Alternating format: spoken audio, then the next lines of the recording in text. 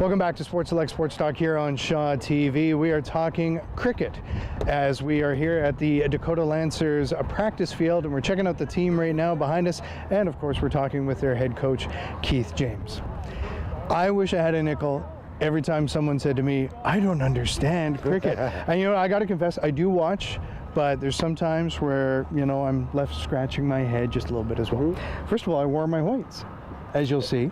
Appropriate. Now, when we talk about a test match between two countries, why does everyone wear white? There's a question for you. The ball's red, good contrast to the green. After that, probably the color to survive in the sun, because they play in Australia and South Africa and India where weather conditions are brutal. However, white clothing is actually only going to be used for test cricket now. You'll see in one-day internationals, they call them ODIs, and 2020 cricket, which is the most popular, I think, right now, is always played in colored clothing now. So the country colors have come out. The West Indies are maroon red and green for Pakistan, etc. So when you see in the park, even now in Assiniboine Park, I think from now on, even maybe next year, most of the cricket is played in colored clothing. All right, let's go now with some more questions here. When there's an out, like when the ball is caught by a fielder. When you get a wicket. Oh, that's called a wicket. See, I'm learning already.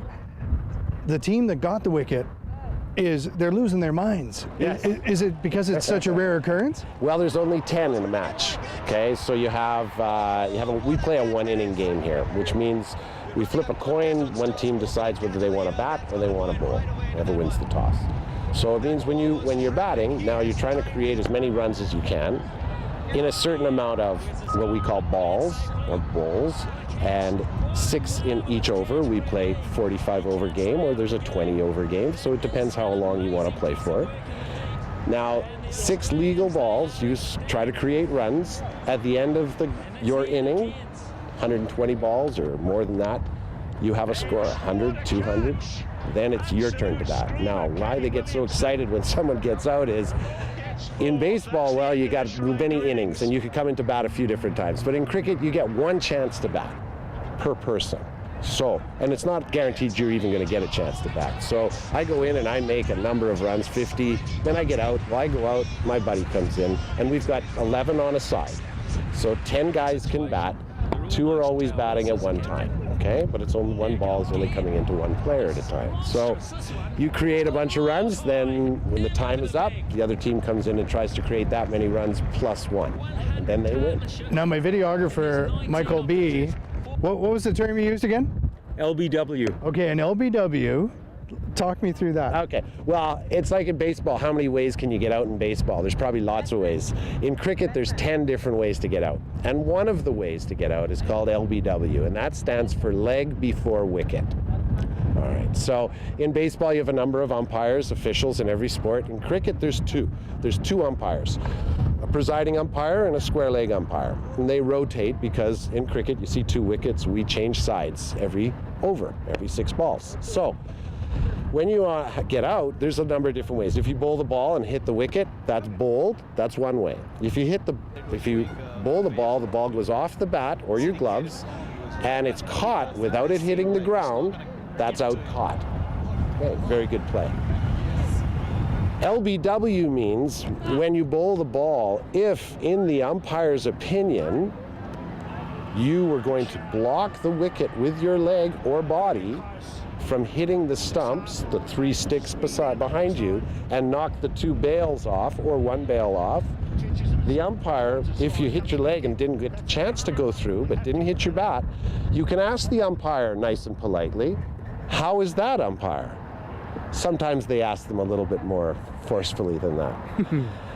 And the umpire has to decide, and this is what the umpires are trained for, was it in line, was it pitched in a certain fashion, and was it a legal cricket bowl?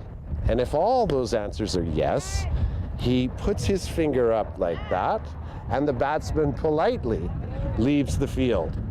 That's what's supposed to happen. Now you mentioned you mentioned politely, and it really is a gentleman's sport, isn't it? At least what I've observed on TV for the most part. Yeah, cricket and rugby go hand in hand. Cricket is what they call a gentlemanly sport played by barbarians, and rugby is a barbarian sport played by gentlemen. Yes, so I've heard that. Cricketers have a reputation for being a little bit over the top at times. You could imagine if you're playing a game that lasts all day, many hours, or many days, you've got a lot invested in that game, so there's a lot of passion. As being a sports guy, I love to think about statistics. And one more term I want to ask you about, economy. Okay. Because they have the list at the end of, whatever part of the game, and it'll say economy. Uh-huh. And I was having a hard time deciphering what that meant. Well, it's like in baseball, I suppose, would go down to ERA. Okay. When the bowler, who will bowl a number of overs depending on how long the game is, I'd say bowls 5 overs and he gives up 50 runs, and per over that's 10 runs per over. That's expensive. So the economy of how much he gave up in any particular spell of bowling. Okay, did that explain it? I think it explains it. And again, there's just so much to learn. But again, thanks to you and the efforts of everyone putting high school cricket together in the city, we're all going to learn a little bit more as it goes along. So thank you so much. A lot of fun. Come on and try. We're going to try it a little bit later in the show, but right now we want to take a look at a young woman who's turned out to be one of the best young volleyball players in the country, and she's from Niverville. Check it out.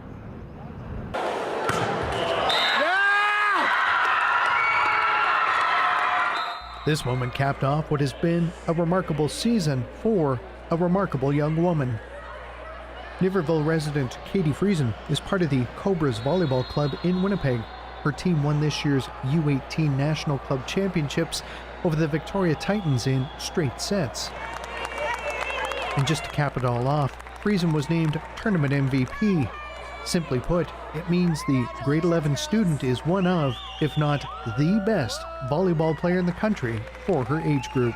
Yeah, no, it was crazy. I never would have thought. Yeah, it was a really good year this year for me, and never would have guessed that this would have ever happened. There may not be enough time in this story to tell you what has happened. Let's start with her high school season. In a quest to play Quad A volleyball, Friesen had to leave Niverville to attend Mennonite Brethren Collegiate in Winnipeg. The Hawks varsity girls team won the Kilkona-Peguis Athletic Conference and provincial 4A titles. Friesen was named an all-star at those events. She is also part of the duo that just won the provincial beach volleyball championships. Friesen also helped MBCI win its first ever K-Pac soccer title. And just for good measure, she was named the school's Athlete of the Year. Oh, and let's not forget, she maintains about a 95% average in school. But arguably the biggest honor of the season was being named MVP at Club Nationals. Honestly, it was really cool. I don't know what to say about that. It was sweet. Get a great championship. That kind of humility is just one of the things Friesen's high school coach has noticed about her budding star. She's any coach's dream player. Like, she steps on into the gym and she's working 100% right away. She makes everybody around her better. And more importantly, she's an awesome person. She's humble, she's caring, and she makes sacrifices for her team. Wow, Katie Friesen, that's a big swing. And not to be forgotten in all of this is that Friesen is only in grade 11. Potential's huge, and I think what I love about her too is that she's constantly asking for feedback. She's not just sort of going with the flow. Every time she's in the gym, she wants to get better and better and better, and then she's thanking you for the feedback, and she's working hard at everything that she does. True to form, this humble, high-achieving young athlete has also not forgotten her Niverville roots. Yeah, I know, it's so cool because like the week after, I was just like, even just walking around town, you'd see people, and they like congratulate you, and it's cool. It's cool being in like a small community where you know everyone.